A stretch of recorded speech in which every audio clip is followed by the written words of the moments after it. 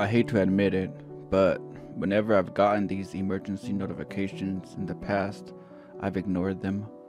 Something was different about this one though. My phone buzzed and I took an extra second to read what it had to say. Amber alert, child abduction. Be on the lookout for 6-year-old blonde male in back of a 2012 Chevy Impala. Check local media. For a second it stunned me. That sounded just like my car. In fact, the description sounded like... Then I looked up in the rearview mirror to smile at Wes, my 6-year-old son. Wes was singing the song to a Disney album and playing with his toy dinosaurs. This had to be some kind of mistake, I thought. So I tossed the phone on the passenger side of the car and pulled out towards the interstate. A few minutes later, the phone buzzed again, and I felt compelled to look. There was an update with the license plate number. My license plate number. Immediately, my hands felt clammy and I didn't know what to do. I looked in the back of the car again and tried to retrace my steps. I had just picked up Wes early from kindergarten so we could grab some Baskin Robbins. I signed him out and we talked about Transformers on the way out of the building. He was wearing a mask, of course, when he came out, and that got me to second guess myself. Had the teacher given me the wrong kid? No. I know what my son looks like, I thought as I looked at the rearview mirror again. He didn't seem to have a care in the world. So why was this alert popping up? I think I drove another good 2 minutes before I made it to the next rest stop and decided to call someone. Maybe I had forgotten to sign him out. Maybe the school had decided to make the call when they thought he was missing. Surely this was all a big misunderstanding. I made a call to the school to speak with the principal. Miss Shepard here, the voice said distractingly. This is Charles Bowman. I just wanted to double check with you about the sign-out sheet for Wes, I said nervously as I looked around the rest stop. I didn't know who to ask for help, but I was feeling panicked. I figured if a cop came by, I could square things up, let them talk to the school. This could be resolved, I kept telling myself.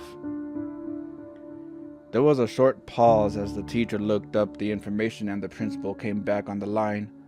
I'm sorry, who did you say you were? Miss Shepard asked. Charles Bowman. My son is in Mrs. Kemp's class, kindergarten.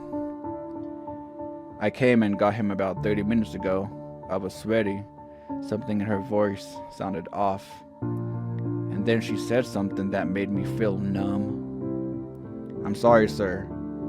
I think you must be confused. Wesley Bowman is still here at the school. It took me a moment to register what he was saying. It all felt like a bad dream. Check again, because I'm staring at him in my back seat, I insisted. The principal placed me on hold and I looked at Wes again. He had stopped bouncing and playing and seemed to be paying extra attention to the conversation. Hey buddy, you okay? I said with a smile. Something was very wrong.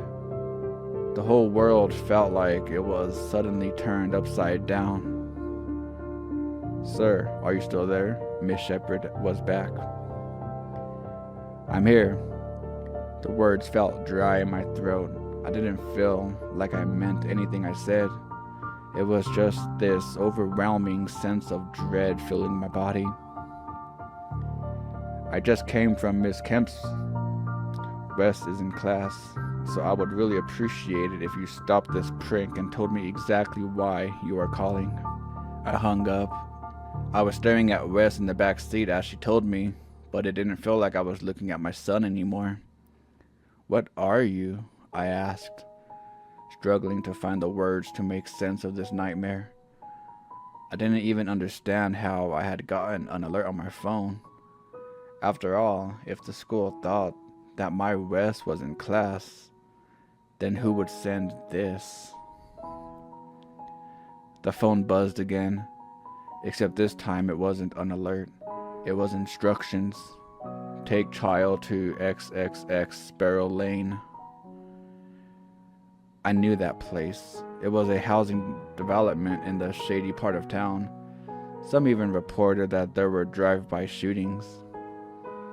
But I didn't know what else to do except to listen to this mysterious message. I got off the highway and made my way there, all the while keeping an eye on the child in the back seat. Instead of playing like he had before, this time he was deathly silent, as if he knew precisely where we were going. As we got closer to the stop, his attitude changed dramatically. Suddenly he started screaming a blood-curdling cry that told me there was danger here. I slowed right outside the address, looking towards the desolated building and wondering who could have brought me here. My phone instructed me again. Place child outside vehicle. At the point the child looked identical to my son was thrashing, trying to break loose, screaming and gnashing angrily, trying to cut at himself with his teeth. "You can't do this, Dad. You can't." It sounded just like Wes. It made my skin crawl. Calm down, I insisted as I unbuckled and got around to his side. I needed this to be over, to get away from this insanity and get back to my Wes. The child was now hardly even sounding human with his guttural shrieks and cries, his fingernails digging into my skin as he begged for it to stop.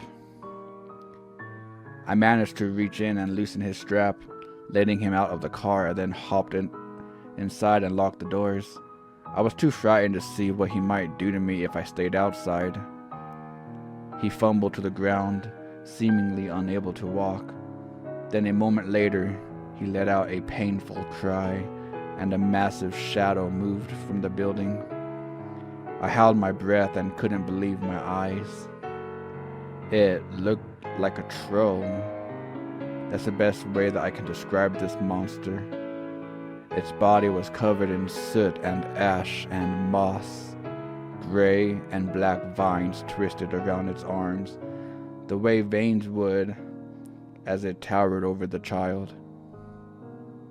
With its mighty hand, which looked to be at least twice the size of my Impala, it scooped up the child. All the while, the smaller creatures screeched and twirled, trying to escape. But it was too late. The monster dragged it back into the shadows, and even after it had disappeared, I could still hear its shrieks. I sat there stunned, shocked for the longest time, too numb to move. Then my phone buzzed again. "You are free to go." I took Wes to ice cream that day, but I didn't eat a bite. All I could think of was that poor creature and how my fear had allowed it to be taken by a worse evil.